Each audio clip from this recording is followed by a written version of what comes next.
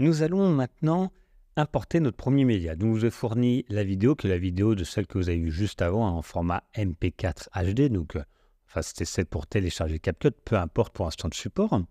Et pour importer un nouveau média, on a plusieurs possibilités. Soit on va directement l'importer du local, donc ça va être sur votre ordinateur, ou d'une bibliothèque. Je vais juste vous montrer des bibliothèques. En fait, on va pouvoir avoir des petites options ici. Donc, c'est CapCut qui nous propose d'avoir certaines vidéos. Vous voyez ? Quand vous allez faire au fur et à mesure les mises à jour de CapCut, souvent il y en a, souvent vous allez avoir des effets en plus, des vidéos, etc.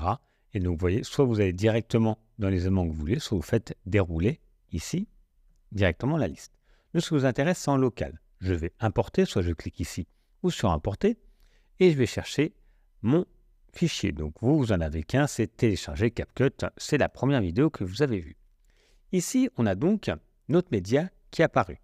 On voit par défaut la lecture et on va pouvoir avoir des options. On va pouvoir changer la disposition, on va pouvoir les trier, on va pouvoir après ajouter des filtres, soit on veut voir que les vidéos, que les sons, que les images, et ici on peut rechercher.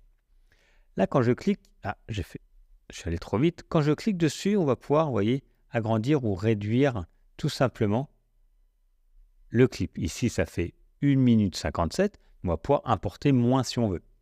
On le voit un petit peu mieux quand on change de passer de grille. On passe à liste, vous voyez, c'est un peu plus grand et on va pouvoir tout simplement décider d'importer tel ou tel élément.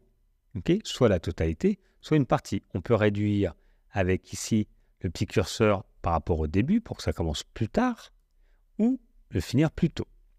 Quand ça nous convient, donc l'intégralité ou pas, de toute façon on pourra le modifier dans un second temps, soit on le fait glisser et on le ramène ici. Ici, ça s'appelle la timeline. Soit on va pouvoir cliquer sur le petit plus. Si on a importé une vidéo qu'on ne veut pas, un média, si je fais clic droit, je vais pouvoir le supprimer.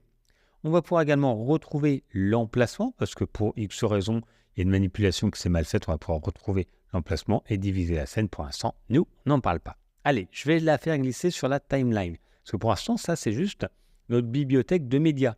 On va pouvoir tout mettre et après, on va créer, et c'est ici que nous allons créer tout simplement notre vidéo avec les vidéos les unes après les autres, le son, les transitions, etc. Donc voilà, importer cette première vidéo et on va passer à la suite juste après.